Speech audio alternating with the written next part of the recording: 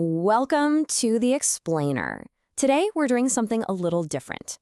We're going to take a snapshot of just one single day, September 29th, 2025, to see just how many different things are happening all at once that shape our world. So, how much can really happen in just 24 hours? Well, a lot. We're talking everything from major domestic policy shifts to global trade wars to mind-bending scientific breakthroughs. And every one of these events, big or small, plants a seed for what our future looks like. All right, let's get into it.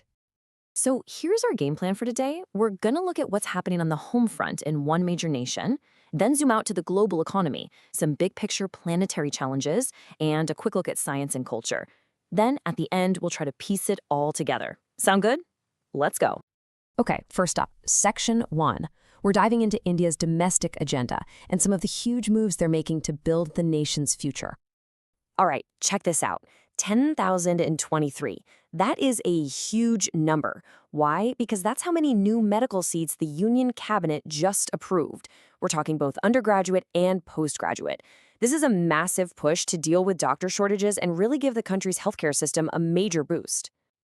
And speaking of massive challenges, look at this figure, 1.5 trillion rupees.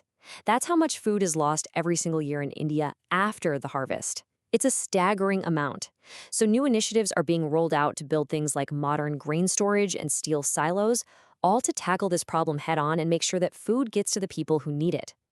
Okay, shifting gears to the roads, India is also completely revamping its rules for vehicle emissions.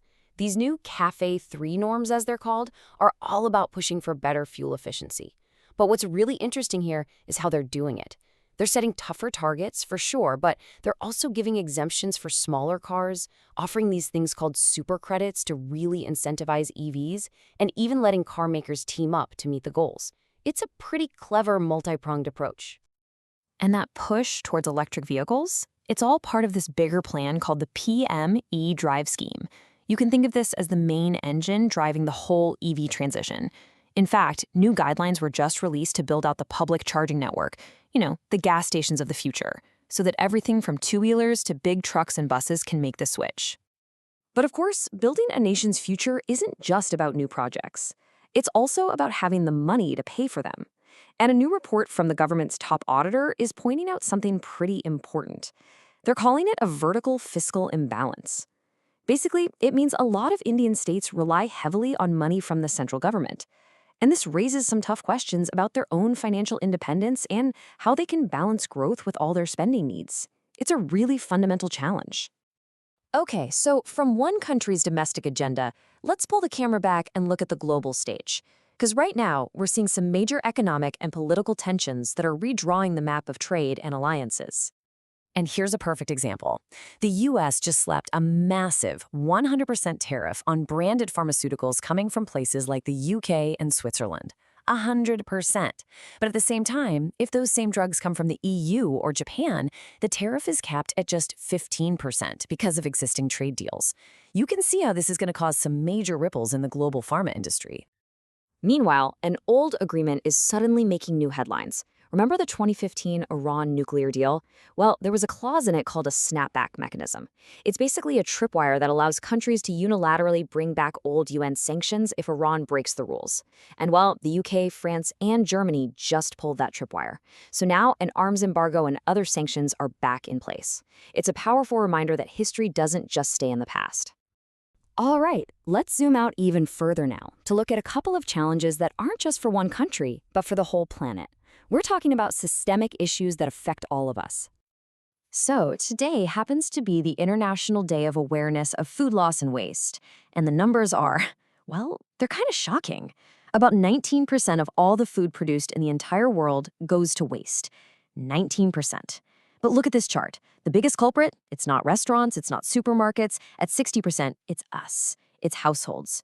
It's a tough pill to swallow, especially when you think about how many people are facing hunger.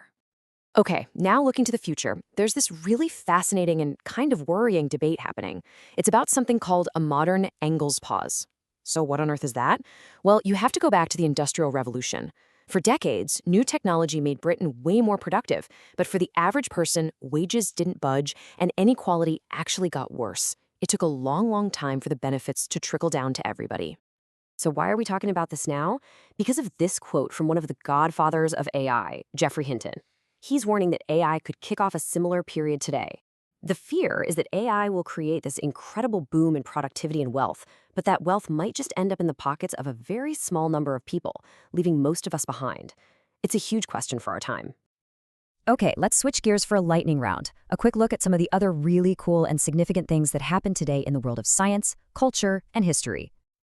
First up, in space. India's AstroSat observatory just celebrated its 10th birthday in orbit. This thing was only designed to last for 5 years. But here it is, a decade later, still sending back incredible data on everything from black holes to super distant galaxies. What an achievement! Back here on Earth, the absolutely stunning cold desert biosphere reserve in Himachal Pradesh just got added to UNESCO's World Network of Biosphere Reserves. This is a huge deal. It recognizes this incredible trans-Himalayan ecosystem and helps protect the amazing wildlife there, like the elusive snow leopard.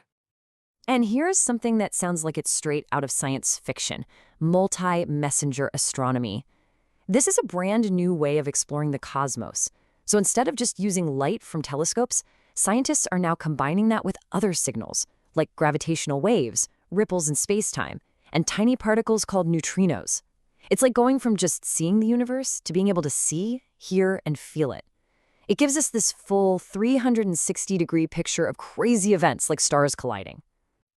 And in the world of arts and culture, Unmesha, which is Asia's largest literature festival, just wrapped up.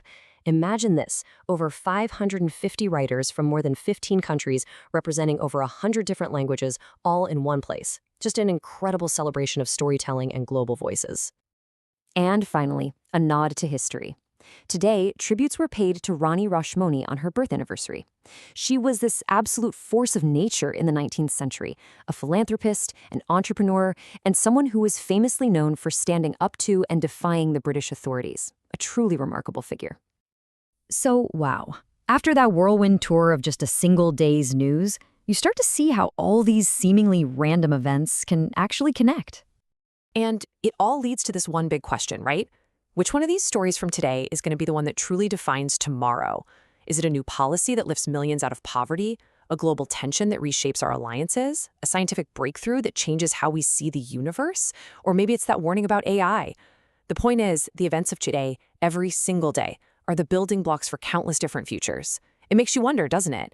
Which of these seeds planted today do you think will grow to shape our world the most?